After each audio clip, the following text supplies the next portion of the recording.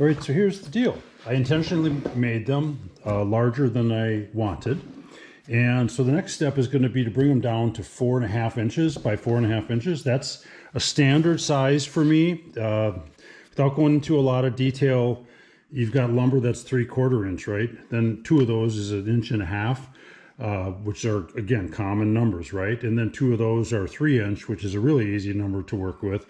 And then if you add another 1.5 to that, that's 4.5. And so, in 4.5 is divisible by a whole bunch of different things. And there's just a lot of reasons, proportion-wise and otherwise, that 4.5 works out well. One of the reasons I like 4.5 is that you can't buy 4.5 in the open market. So in other words, it doesn't look like a 4x4, which is 3.5 by 3.5, and it doesn't look like a 6x6, which is 5.5 by 5.5. It's somewhere in between. So if somebody's looking at that, like on a bed or a railing or wherever it is, it doesn't immediately yell out at them, oh, it's a 4x4 or a 6x6, right? People know that. They don't think of it, but they do. Well, maybe they don't, but I think they do. Well, I'd like it if they would. But so I have 5 right now going that way. I have 4 3/4 going that way. Now, I also want to maintain, I like to try to keep the stripe, the middle part, the meat, or the peanut butter and jelly in the center. So I've got 2 inches going to it from that way, and I've got 2 inches going to it from that way, which means that I want to take off a 1/2 inch and a 1/2 inch. If I took off a full inch here, or excuse me, I want to take off 1/4 and 1/4. Well, I'll figure it out exactly what I want, because each one's a little different, right? But so I've got 4 3/4 right now. So the very first run that I'm going to do is to 4 5/8, and that way I'll flip it, reset at 4.5, and I'll be pretty darn close to being center. Now this one might actually be a little different, and again, I'm also going to try to keep this the raw edge on there, so that's going to be a little tougher. And I've got raw edge on basically 2 edges. In fact, it's kind of hard to measure because of that, but I've got 5 there. So again, my first run on the bandsaw is going to be at 4 5/8.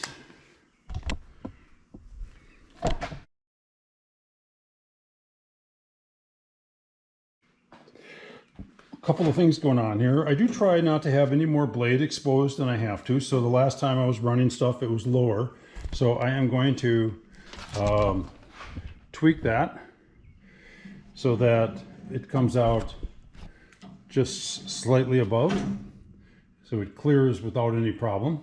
And then and I lock it up, right?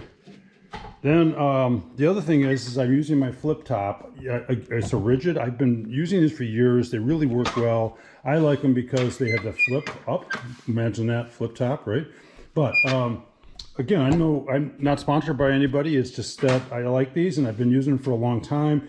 The only issue, in case flip-flop, you're rigid, you're out there, is I've had trouble with, if you turn these too hard. I think they were, I'm not sure if they still are, but they were like a cast aluminum or something, and then they'd break, and then I'd have to use a vice grips constantly to raise it and lower it. Those are the ones that I would usually set up on a particular saw and just leave it set. Okay, so for right now, I'm doing 4 5/8. See if I can find my headgear.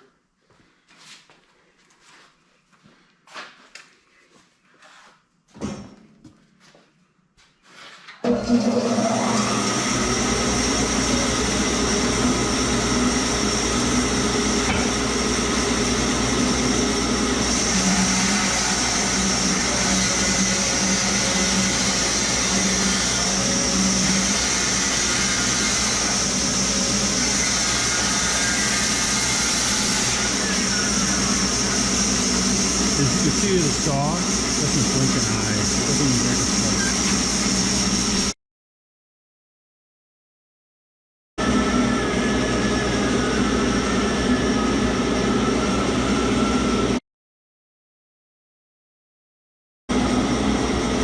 So I'm going to keep a pattern going. All right, now I'm going to go to the second one, do the same thing, and then we'll probably do a 90-degree turn and do that, but I'll see what happens here.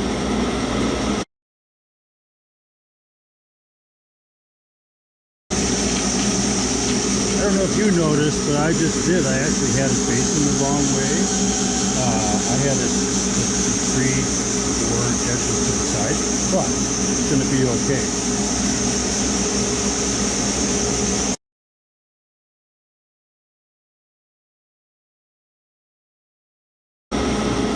So my decision was to go ahead and just turn it 90 degrees. It's still at 4 5/8. Cutting it pretty tight, but actually there's nothing wrong with that. It needs kind of a smooth surface.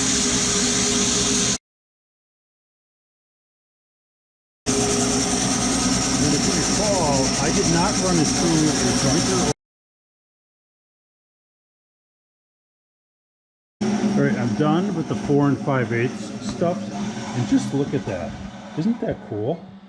And you know, there's a joint that's 3 pieces of wood, right? You can see it from the old side, but that side, it's just got color where that is.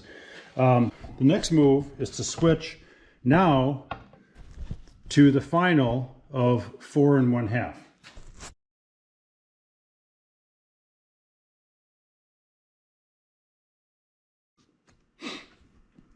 All right, set to 4 1/2 based on the bandsaw, which is fairly well calibrated.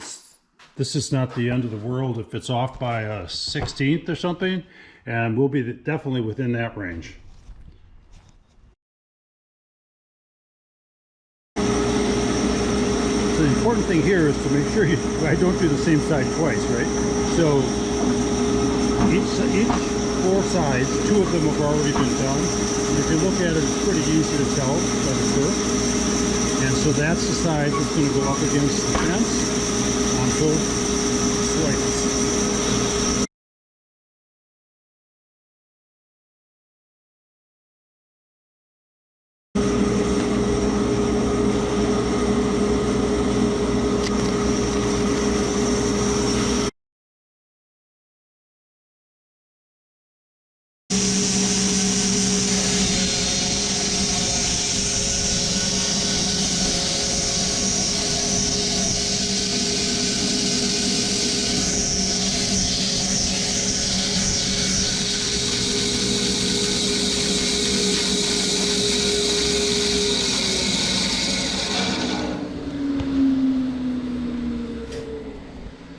So this is what I was hoping for. I've got that, I had that color going, and even some water staining here. That's what I look for. Try to capture some of that. And then when we hit it with the varnish and everything, it brings it out even more. But you can see there was some of that here, right? And by taking it down to so thin that it's just staying along the edge, and you got to have a, like this is 1 1/4 TPI.